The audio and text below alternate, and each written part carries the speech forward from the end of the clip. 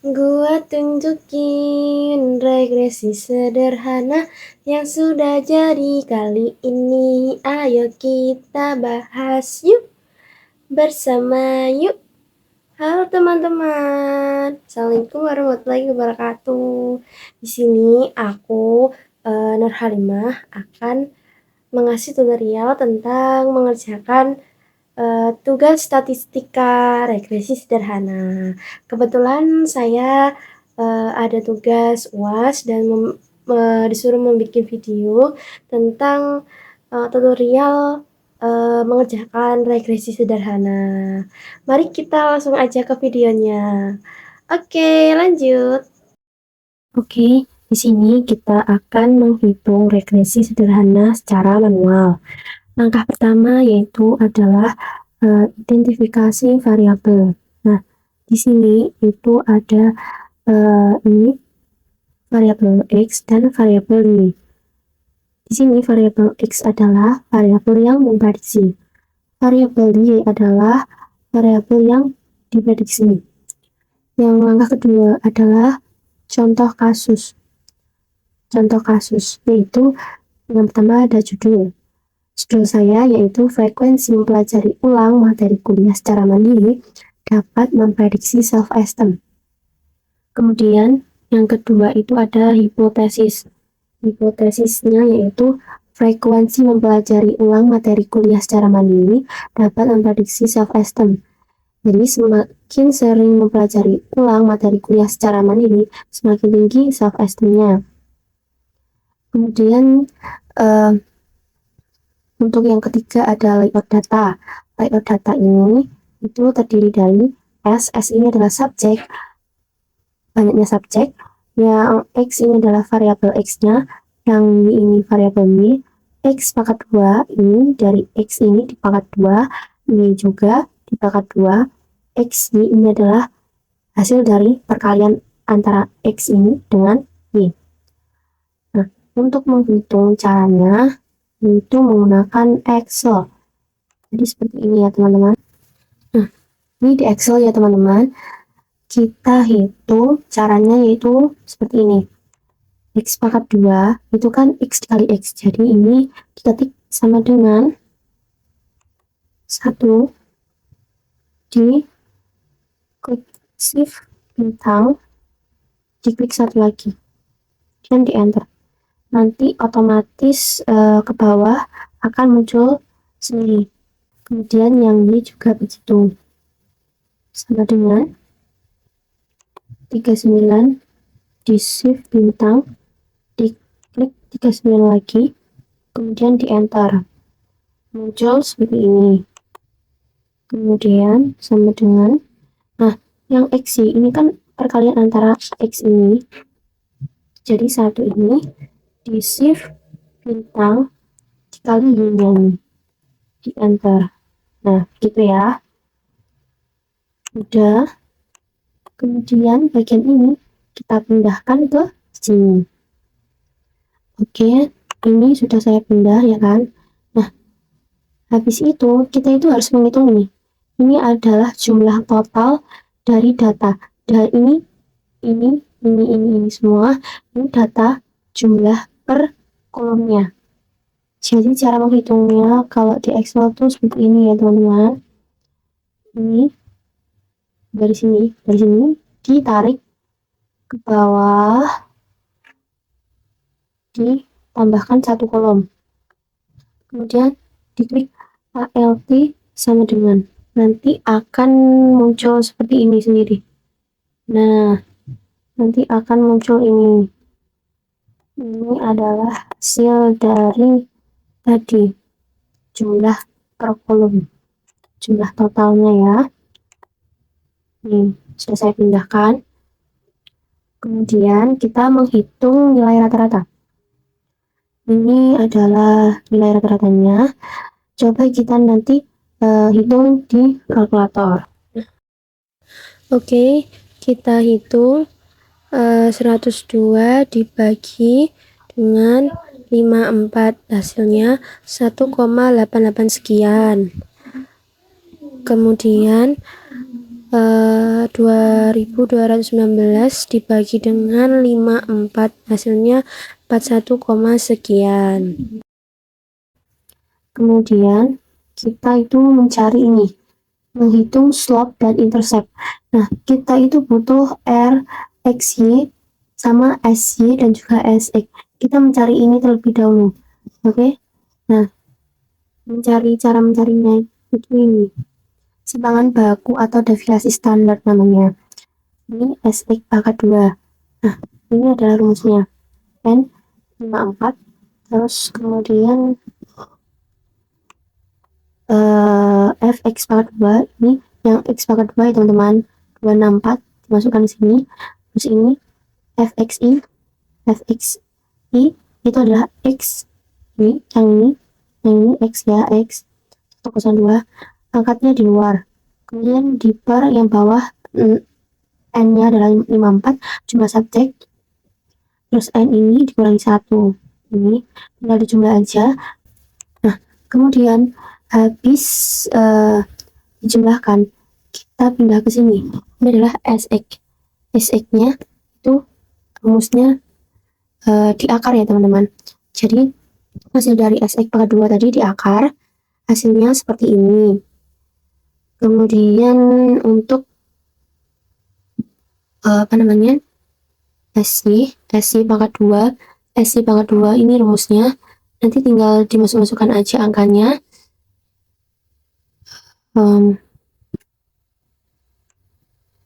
Masukkan angkanya N54, Y pangkat 2 yang ini, Y pangkat 2 yang ini, 92133, ini betul. Ulangi, Y itu ini yang 2219 dipangkatkan 2. Ini nanti kita total di kalkulator ya teman-teman. Nah, kemudian hasilnya ini. Untuk di belakang koma itu bisa menyesuaikan ya teman-teman. Kalau saya yang ini di belakang koma itu 6 angka. Terus kalau yang ini itu saya pakai 5 angka di belakang koma. Ini saya buatkan. Yang tadinya 89692 sekian, saya buatkan 92-nya itu menjadi 93. Kemudian untuk SY-nya ini kita nyari seperti tadi, sama seperti SX. Kita akar. Nah, akar dari 17, sekian ini adalah 4,230476. Nah, kemudian kita nyari person correlation product moment atau disebut dengan RXY. Ini adalah rumusnya. Kita masukkan aja seperti tadi ya. Ini adalah XY, ini X, ini Y, kemudian ini adalah X pangkat 2, ini X dalam kurung di pangkat 2. Nah, ini adalah Y pangkat 2, kemudian ini Y dalam kurung pangkat 2. Nanti tinggal disesuaikan aja ya. Ini adalah hasilnya ya teman-teman. Nah, kita masukkan aja yang tadi. Ini adalah RXY-nya.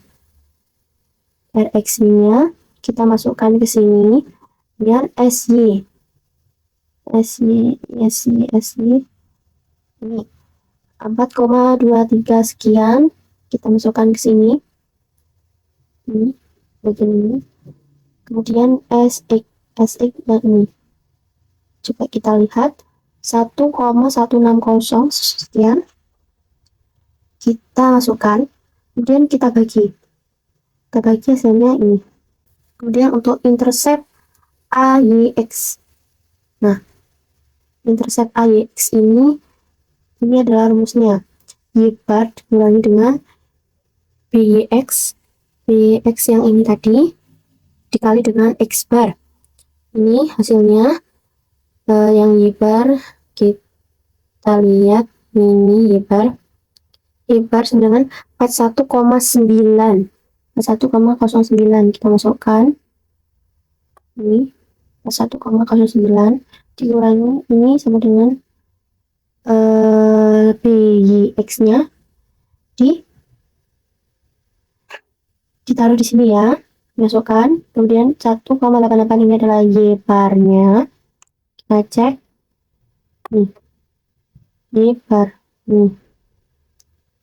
Kemudian kita hitung ya teman-teman, kita hitung ini dikali ini terlebih dahulu, hasilnya ini, kemudian dikurang ini, hasilnya adalah 40,205. Kemudian kita perbandingan model regresi dan model prediksi. Nah, kita nanti membuat suatu kolom seperti ini. Nah, di sini ada yang pertama itu yang A, ada model regresi yang berumuskan sebagai berikut. Yang B ini model prediksi, yang C ini ada E adalah residualnya. Jadi kita buat kolom S, X, Y, terus ini predicted di aksen Y ini namanya teman-teman, namanya ini di aksen, terus ini residual. Nah, tinggal kita masukkan aja sesuai rumusnya ini, ya kan? Ini sama dengan contoh ya, kita buat contoh saja biar tidak membingungkan. Oke.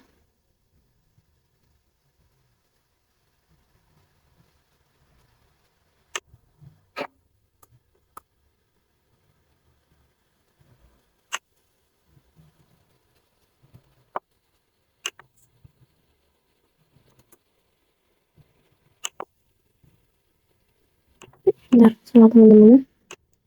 Yang ini kita masukkan di X-nya, terus ini XI ditambah AYX-nya ini ya.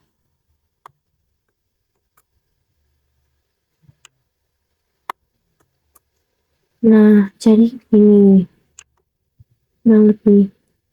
Jadi nanti tinggal dimasukkan aja. Kalau misalkan ini subjek 1 ini X-nya 1, jadi dimasukkan di sini. Nanti tinggal dijumlah saja. Nanti hasilnya ini. Nah, kalau sudah ketemu dengan Y aksennya semua sudah ketemu ya.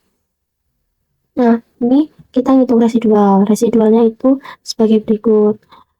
Jadi kalau misalkan contoh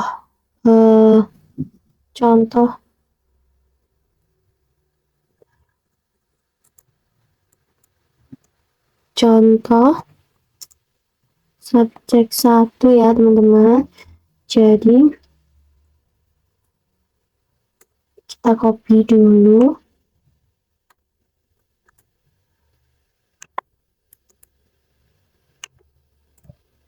Nah, ini kan ini kan ya 39 dikurangi ini, kita copy aja. Bakalan nanti hasilnya ini adalah ini teman-teman di sini. Nah, jadi begitu ya teman-teman cara menghitung EI atau residual.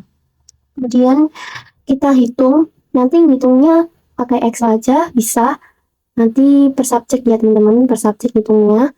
Nah, habis per subjek nanti kita hitung total dari yang ini predicted-nya itu berapa, total predicted berapa, total residual nya berapa. Kemudian untuk yang kelima adalah uji kecocokan model UGF. Nah, ini kita buat scatter plot. Scatter plot ini gunanya untuk mengecek ya teman-teman. Nah, scatter plot ini kita bisa bikin secara otomatis di Excel. Kita ketik ini insert, kemudian yang charts ini scatter ya kan, scatter ini kita pencet ini, kemudian habis kita ini kita klik ininya, select data, kemudian di add di series X values. Nah, ini yang bagian X kita blok thread sampai bawah, sampai ini subjek 54 ya teman-teman. Kemudian kita enter. Kemudian ini yang bagian Y kita blok juga dari atas ya teman-teman, dari subjek 1 sampai subjek yang terakhir, subjek. Kita enter juga. Di situ series nama ini bisa diisi dengan ini, dengan judul kita tadi ya teman-teman.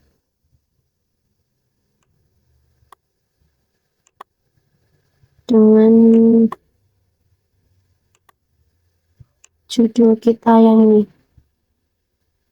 Nah, bisa diisi dengan judul kita tadi yang ini. Dan kita hapus terlebih dahulu.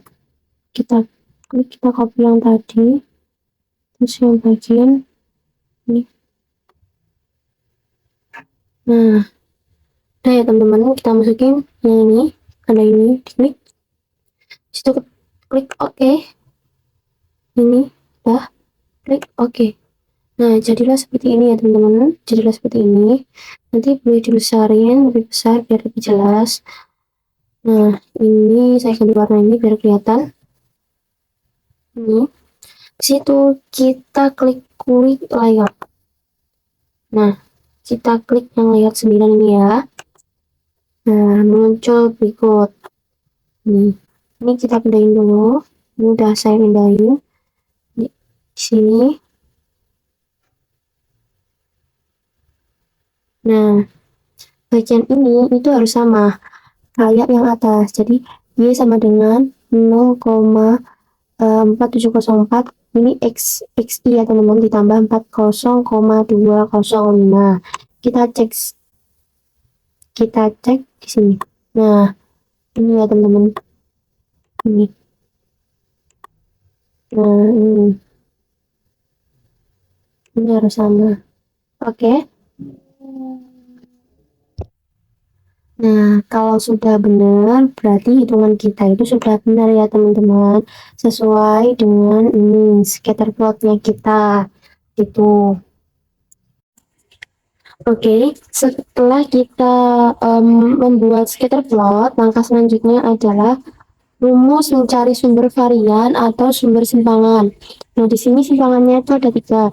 Ada simpangan total, simpangan regresi, dan juga simpangan residual.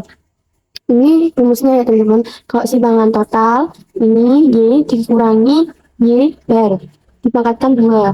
Kalau simpangan regresi, itu Y aksen dikurangi dengan Y bar, kemudian nanti dipangkatkan 2. Terus yang simpangan residual ini adalah Y dikurangi dengan Y aksen dipangkat 2. Ini cara menghitungnya ini nanti per subjek ya teman-teman. Jadi hitungnya per subjek 1, 2, 3 sampai subjek akhir. Nah, cara menghitung ini nanti kita bisa menggunakan Excel ya teman-teman. Contohnya seperti ini. Tuh.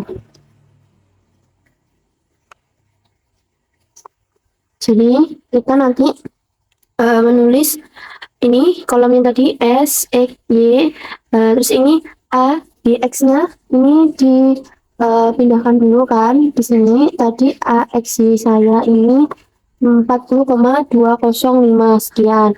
Ini untuk komanya nanti yang saya tulis di belakang koma hanya 3 angka. Terus yang BX tadi ini ya teman-teman, BX-nya 0,4704. Ini ada 4 angka di belakang koma. Kemudian untuk ini kita tulis dulu Y barnya. Y bar itu rata-rata ya teman-teman, rata-rata dari Y.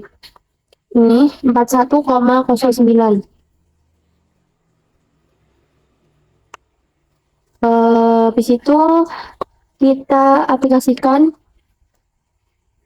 ini di Excel-nya. Kita bikin kolom predicted Y tadi, Y aksen yang udah kita hitung. Terus ini residual E-nya. Kemudian kita bikin ini kolom seperti ini. Nah, jadi ini Y dikurangi dengan Y bar, belum dipangkatkan 2. Nanti kita bikin seperti ini ya teman-teman. Ini juga kita bikin seperti ini. Nah, habis itu cara mengaplikasikannya, ini kita hitung lebih dahulu ya teman-teman. Dengan rumus ini, sama dengan min shift buka kurung Y, ini diklik Y-nya, kemudian diklik min atau kurang, kemudian diklik bagian ini. Ini adalah Y bar. Karena ini kan Y dikurangi Y bar ya teman-teman. Kemudian di enter. Nanti yang bawah-bawah akan mengikuti. Kemudian yang ini juga seperti itu. Ini buka kurung. Kemudian Y bar dikurangin dengan Y bar. Enter.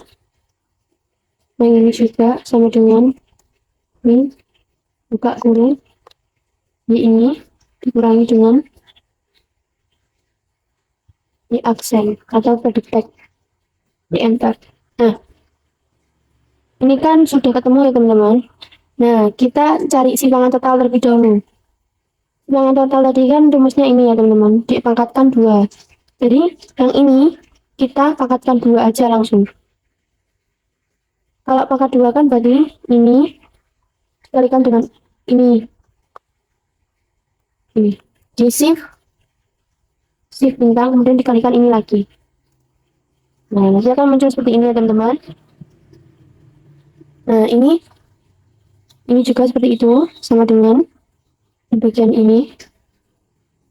Di shift bintang dikali ini lagi, sama dengan ini juga. Di shift bintang kalikan ini lagi, diklik.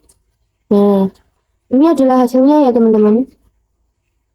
Ini adalah hasil dari simpangan total, ini simpangan regresi, ini simpangan residu. Nah, ini kita kita pindah dulu ke sini nanti.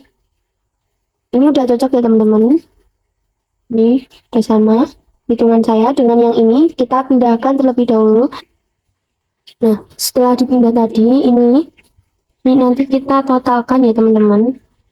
Ini jumlahnya yang simpangan total. Ini jumlahnya yang simpangan regresi. Ini simpangan residual.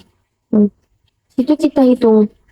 Kita hitung simpangan total. Di sini SS total ya teman-teman. Nah, di sini ada rumusnya. Rumusnya sebagai berikut. Nanti dimasukkan aja. Dikali. Ini cara pengaplikasiannya seperti yang sebelumnya. Kita kalikan ini dulu. Terus ini dipangkatkan dulu hasilnya. Ini. Nah, ini nanti di bagian yang ini dikalikan. Ini hasilnya. Di sini dipangkatkan hasilnya ini. Oke, udah teman-teman. Di situ ini kita jumlahkan, ini dikurangi, habis dikurangi ini hasilnya dibagi 54, baru dibagi 54. Ini adalah hasilku. Nah, hasil ini kita cocokkan. Ini adalah bagian SS total atau simpangan total. Hasilnya ini 948,537. Apakah benar? Nah, 948,537. Berarti di sini hasilnya sudah jelas ya, sama. Nah, setelah menghitung SS total, kita menghitung SS regresi. Rumusnya adalah R pangkat 2 XY dikali dengan hasil ini ya, SS totalnya yang tadi. Kita lihat R pangkat 2 RXY-nya dari ini.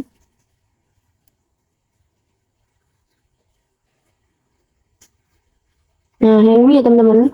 Ini RXY-nya ini. Hasilnya ini kita pangkatkan 2.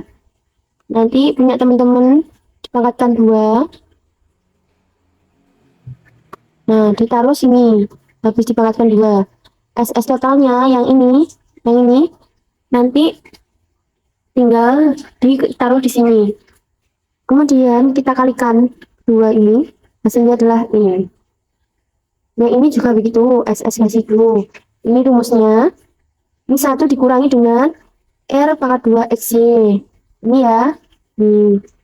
Nah, 1 dikurangi dengan 0,01666 sekian. Hasilnya adalah ini, 0,9833 sekian. Terus SS total, ini SS totalnya. Kemudian kita aplikasikan, kita kali. Hasilnya adalah ini. Kita cek ya, yang bagian SS regresi sama SS residu apakah benar sesuai dengan yang di tabel tadi. SS regresinya 15,785. Ini ya teman-teman, 15,785 sudah benar. Untuk residu 932,752. Ini 932,752 sudah benar. Kalau sudah benar, kita lanjut ke Mayan Square. Ini kita menghitung MS-Reg dan MS-Res. Gunanya apa? Gunanya untuk menghitung F-test. Nah, F-test ini itu membutuhkan MS-Reg sama MS-Res. Makanya kita menghitung ini MS-Reg dengan MS-Res. Nah, di sini ada rumus dari MS-Reg. MS-Reg itu rumusnya SS regresi dibagi dengan M. Nah, M ini adalah prediktor. Prediktornya itu adalah 1. Karena apa? Karena variabel X-nya itu ada 1. Jadi, kalau misalkan ini kan dalam regresi sederhana. Regresi sederhana itu X-nya itu 1. Kalau misalkan dalam regresi berbenda itu M-nya itu adalah 2. Jadi, prediktor itu adalah variabel X-nya. Oke, kita masukkan yang SS regresi tadi. Ini ya, teman-teman. Nah, ini kita masukkan ke sini. Nah, ini dibagi dengan 1 sama dengan 15,785. Kemudian MS-Res-nya itu SS residual dibagi dengan N dikurangi 2. N kurangi 2. N ini 54 dikurangi 2, hasilnya 5, 2. Kemudian yang ini SS residual ini dari sini. Nih, SS residu, nih. 932,752 diaplikasikan ke sini. Hasilnya adalah 17,938 dari pembagian ini. Kemudian untuk menghitung F-test-nya tadi, kita masukkan aja MS-Reg-nya berapa. MS-Reg-nya tadi ini 15,785. Kita masukkan ke sini. Kemudian MS-Res. MS-Res ini masukkan ke sini. Ini ya, 17,938. Terus itu kita bagi. Hasilnya adalah ini. Nah, jadi ini saya bulatkan ya teman-teman, F-nya jadi 0,880. Ini kan 0,87 sekian kan, aku bulatkan. Kemudian kita cocokkan. Nah, kecocokan model regresi dengan model prediksi. Ini adalah aturan interpretasi ya teman-teman. Dikatakan memiliki kecocokan antara model regresi dengan model prediksi jika F-testnya itu lebih besar dari F alpha, lebih besar. Oke. Kemudian yang kedua ada dikatakan tidak memiliki kecocokan antara model regresi dengan model prediksi jika F-test itu lebih kecil sama dengan F alpha. Ini lebih besar sama dengan ya tadi. Yang ini lebih kecil sama dengan. Jadi kalau misalkan F-testnya itu lebih besar L alpha, jadi dia memiliki kecocokan. Tapi kalau F-testnya itu lebih kecil dari F alpha, dia tidak memiliki kecocokan. Nah, untuk menghitung F alpha-nya, ini F alpha sama dengan Fm dalam koma, ini koma ya, dalam kurung M kurangi 1. Nah, M-nya ini adalah 1. Terus ini 54. Terus ini M-nya 1 dikurangi 1. Hasilnya ini 52. Nah, ini 4,02. Kok bisa dari mana? Ini dari FABL. Jadi nanti untuk F tabelnya seperti ini ya teman-teman. Nah, di sini adalah tabel F. Di sini kita cari ya teman-teman. Tadi kan untuk yang ini kan F1. Terus ininya 52. Kita luruskan F1 52. Kita cari di sini 52. 52. Nah, di sini adanya kan nggak ada ya 52. Di sini adanya 50, 55. Nah, 52 kan di tengah-tengahnya sini. Jadi, dia itu masuknya ke 55. Nah, kemudian kita luruskan dengan 1. F1 kan tadi, F1. Kita luruskan. Ini, kita ambil yang atas. Yang ini. Saya perbesar ya, biar kelihatan. Ini 1, slide. Ini 55, slide. Umumnya adalah 4,02. Nah, kesimpulannya, sehingga dapat diinterpretasikan bahwa menolak H1. H1 itu adalah yang ini, yang atas. Hipotesis 1 ini. Jadi dia menolak H1 karena F tesnya yang 0,880 yang ini itu lebih kecil dari ini. Lebih kecil dari F alfanya. F alfanya kan 4,02, jadi lebih kecil ya. Kalau lebih kecil, nah kita mengikuti yang ini. Jadi tidak memiliki kecocokan antara model regresi dengan model prediksi. Jadi model regresinya dengan model prediksi itu dinyatakan tidak memiliki kecocokan model yang baik. Tuh. Nah, kemudian itu yang keenam, uji swab kemiringan linearitas uji T. Sini ada hipotesisnya, swab BX memiliki daya kemiringan yang baik jika nilai t-test itu lebih besar sama dengan T alpha. Sebaliknya, kalau swab BX tidak memiliki daya kemiringan yang baik jika nilai t-testnya itu lebih kecil sama dengan T alpha. Nah, sini kita mencari T hitungnya dulu. T hitungnya ini rumusnya, nih saya lupa menuliskan rumus ya teman-teman. Kita masukkan aja. Ini. Oke.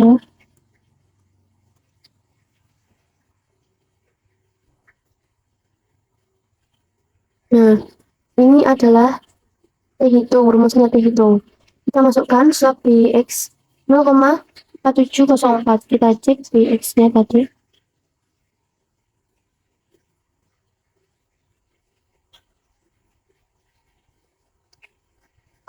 Ini adalah BX-nya ya teman-teman, 0,4704. Kita masukkan ke tadi. Nah, kita masukkan ke sini, yang atas. Kemudian yang bawah, ini adalah SP. Nah, SP ini ada rumusnya, teman-teman. SP ini rumusnya ini. Untuk mencari S-res itu rumusnya adalah ini. S-res adalah standar deviasi simpangan. Jadi, kita mencari S-resnya dulu ya, teman-teman. Rumusnya itu seperti ini.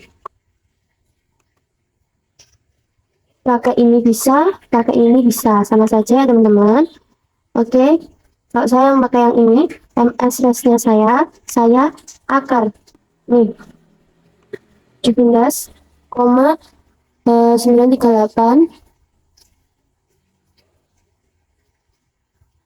ini ya 17,938. Akar dari ini adalah nih 4,235.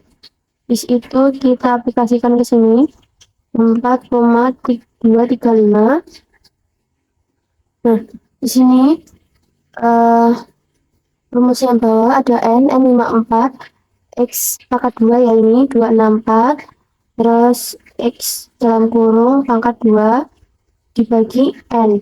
Jadi yang ini nanti diaplikasikan dulu, ini kali hasilnya adalah ini, kemudian ini dipangkat, hasilnya adalah ini. Kemudian untuk ini 14.296 dikurangi 10.404 itu dikurangi hasilnya kan ini, itu baru dibagi dengan 54 begitu. Habis dibagi kan hasilnya ini di 1,333. Ini akarnya dihilangin, hasilnya adalah ini 8,445. Habis itu kita bagi baruan 4,235 dibagi dengan 8,445, hasilnya adalah 0,504. Nah, ini hasil ini kita aplikasikan, kita masukkan ke sini SP-nya lagi. Ini tinggal dibagi aja, hasilnya adalah ini. Jadi T-nya sudah ketemu ya teman-teman, hasilnya adalah 0,9381. Nah, di sini kita menghitung T alfa. Rumusnya ada ini, rumusnya ini T,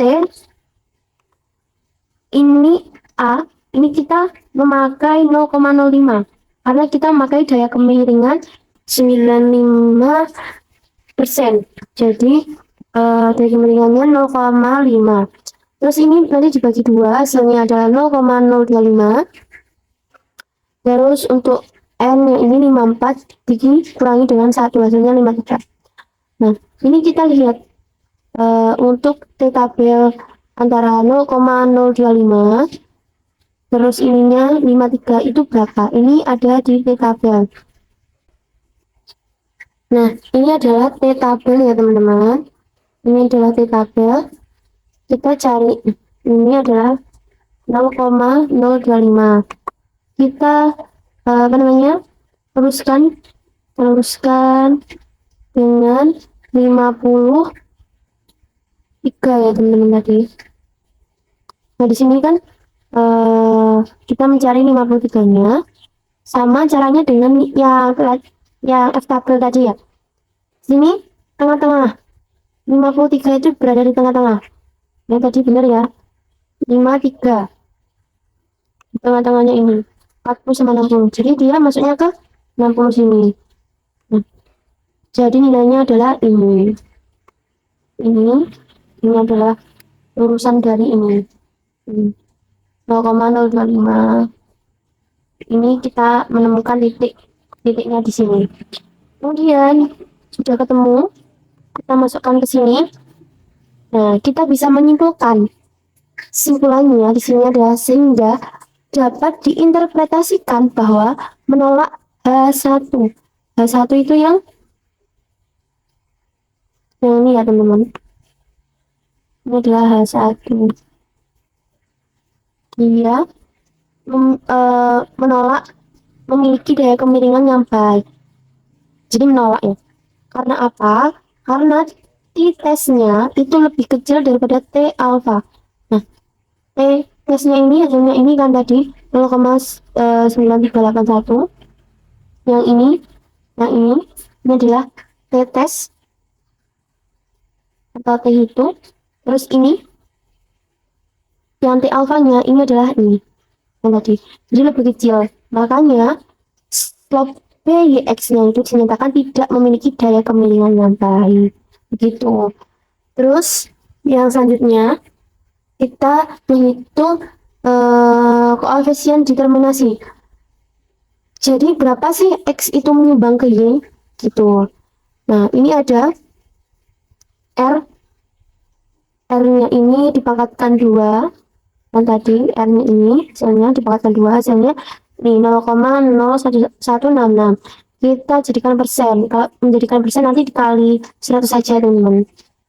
Jadi kita bisa menyimpulkan X itu menyumbang 1,66% ke Y. Dan lainnya dari 100% tinggal 98,34% itu disumbang variabel lain gitu. Yang ini juga begitu, efek size. Ini R maka 2XY. Rumusnya adalah SS regresi dibagi dengan SS total. Dan tadi ini dimasukkan aja nilainya. Terus kita bagi Hasilnya 0,0166, hasilnya di persen ini adalah ini. Jadi X menyumbang 1,66% ke Y dan 98,34% disumbang variabel lain. Begitu ya teman-teman. Semoga video ini bisa bermanfaat bagi kita semua. Kita akhiri. Wassalamualaikum warahmatullahi wabarakatuh.